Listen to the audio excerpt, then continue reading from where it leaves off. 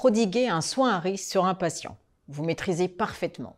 Et puis un jour, vous commettez une erreur dite d'inattention, parce que vous avez progressivement perdu l'habitude de vous concentrer sur les tâches routinières. Mais que se passe-t-il dans votre cerveau? Comment fonctionne le système attentionnel?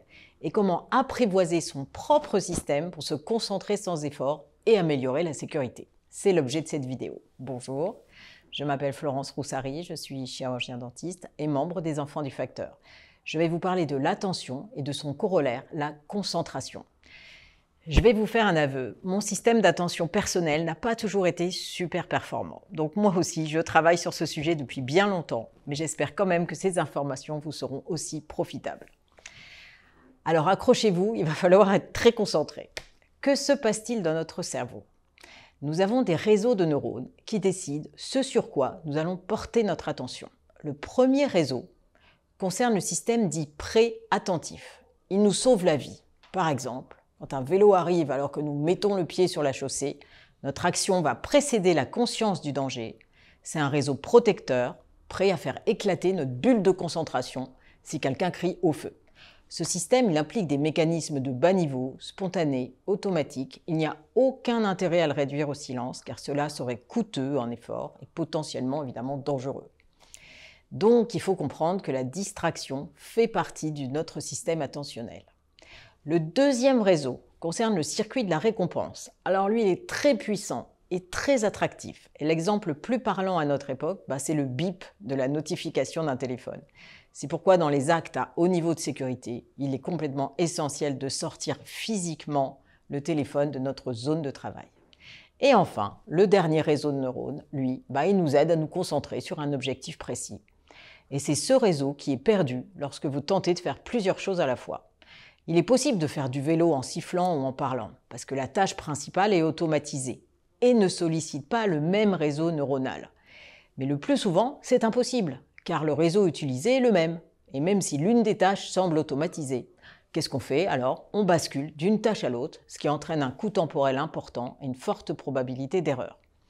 Donc pour éviter ce multitâche toxique, on organise des tâches sacrées, par exemple, pour ne pas être interrompu.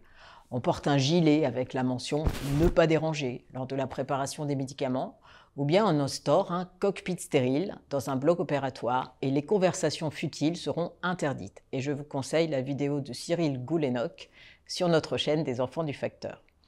Cela représente un très grand pas en avant pour la réussite de nos soins, mais ce n'est pas suffisant. Pourquoi? Pour le savoir, il faut se pencher sur le mécanisme de l'attention lui-même. Et c'est quoi finalement l'attention? L'attention, c'est une fonction du cerveau qui sélectionne les informations que l'on juge les plus pertinentes. Parce qu'on ne peut pas tout traiter, tout voir, tout entendre en même temps. Il existe un système de sélection qui est très efficace, à condition qu'il ne rejette pas des informations essentielles.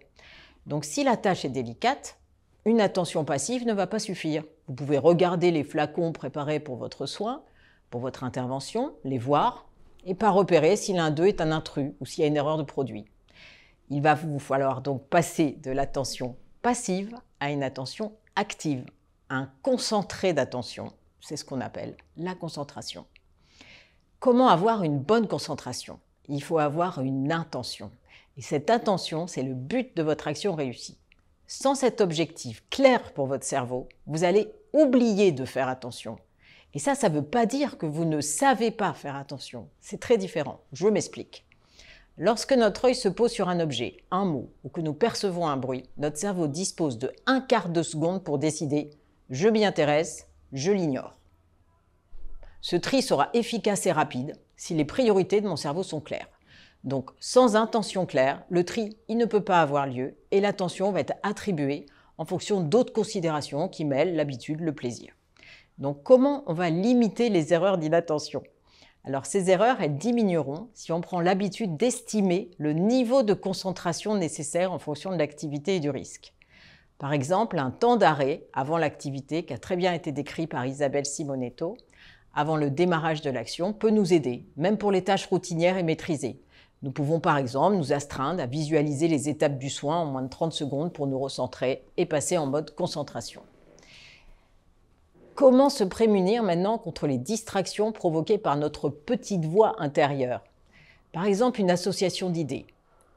Notre patient réagit pendant le soin, ça nous fait penser qu'il faudra vérifier le dossier de Madame X que l'on a vu auparavant, et bim, cette nouvelle idée se déclenche au milieu de l'action. On ne se rend pas toujours compte du déplacement en temps réel de notre cible attentionnelle. Donc il va falloir passer du temps, hors des soins, à s'observer pour comprendre comment fonctionne notre propre système. Et souvent, un changement de cible attentionnelle non voulu s'accompagne d'un mouvement du corps. Et le percevoir peut vous aider à revenir sur la bonne cible. En conclusion, protégez-vous au maximum des distracteurs, et en particulier des plus sympathiques. Évaluez le niveau de concentration de votre tâche en fonction des risques associés.